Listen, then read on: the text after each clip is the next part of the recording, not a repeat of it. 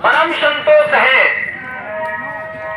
अरुणे महाहृदय संतोष सहित मरने की घड़ी ले चली थी।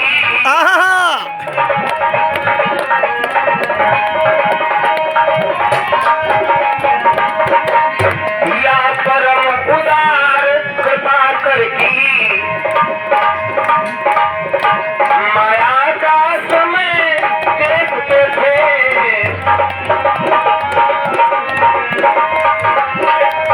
10 मार्च 2025 84 कोशी परिक्रमा क्या हुआ? नैनीताल में विश्राम लेने वाली है। मृत्यु सन्निकट और है। मैं कथा श्रवण कर रहा हूँ। मरने की घड़ी आ गई। 49 दिन हो गए और 49 दिन में कभी भी उन्होंने भोजन नहीं ग्रहण किया है, भोजन नहीं लिया है। 49 दिन बीत गए।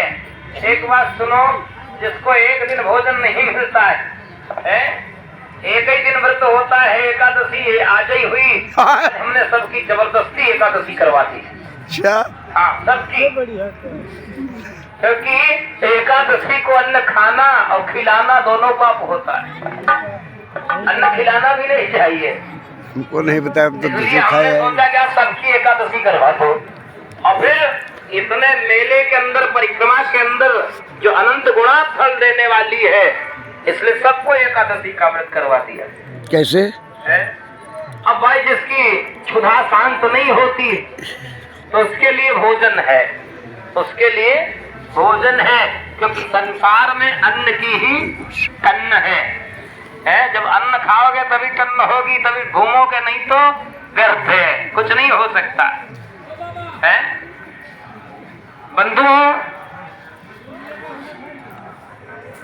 मृत्यु की सैया पर पड़े हैं, प्राण निकलने वाले हैं।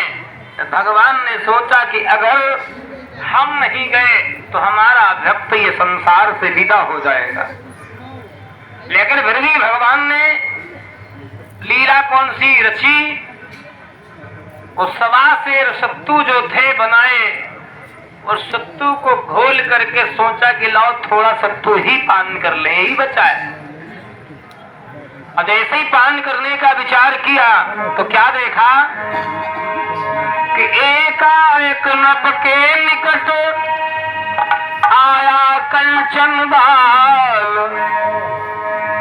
भोग लगा भगवान को बैठे जहान पाल।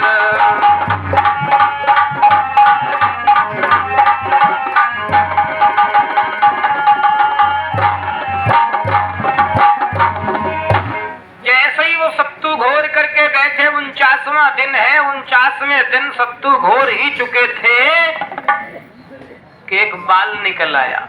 भोजन में बाल, और भोजन की थाल में यदि बाल आ जाए तो समझ लेना या तो कोई भूखा है और या फिर कोई दरवाजे पर मेहमान टपकने वाला है। रंतदेव समझ गए कि जब हमारे भोजन में बाल आ गया है, जब बाल आ गया है तो करूं तो क्या करूं। उन्होंने क्या किया? युक्ति निकाली। कौन सी युक्ति निकाली? युक्ति ये निकाली कि हमें लगता है कि अगर भोजन हमने कर लिया तो अपराध हो जाएगा, कोई न कोई संत या विद्वान या महात्मा आने वाला है।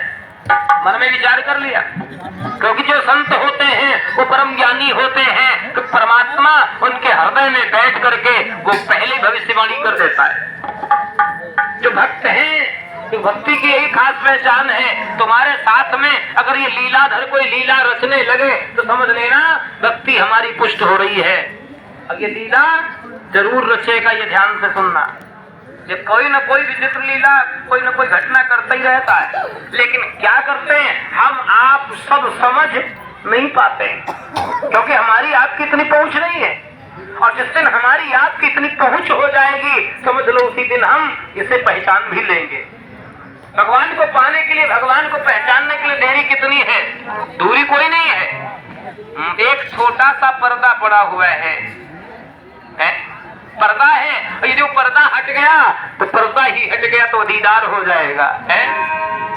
आपने गाना सुना हो गया, पर्दा ना हटाओ पर्दे में रहने दो, और पर्दा जो हट गया तो भेद खुल जाएगा।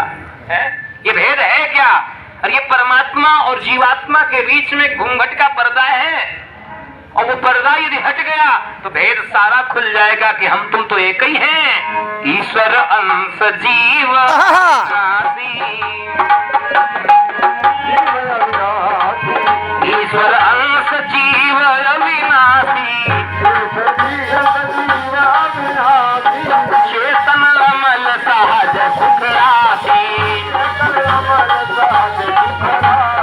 चेतन अमल सहज सुख राशि। विचित्र बात यह कि ये जीव ईश्वर का ही अंश है, ईश्वर का अंश, ईश्वर का बेटा, ईश्वर का पुत्र, लेकिन फिर भी रात दिन हाय हाय है। रात दिन हाय हाय क्यों है? क्योंकि हम अपने को पहचान नहीं पा रहे हैं। क्यों? क्योंकि माया का आवरण पड़ा हुआ है। अभी तो कहा है संत कबीर ने, घूंघट के पट खोल तुझे प्रिय मिलेंगे। ये घूंघट है क्या? ये माया का पड़ा हुआ पर्दा है। ये जिस दिन ये हट गया उसी दिन परमात्मा का दीदार हो जाएगा। किसी शायर ने लिखा है, अरे कौन कहता है वो दीदार नहीं होता है, हाँ कौन कहता है वो दीदार नहीं होता है,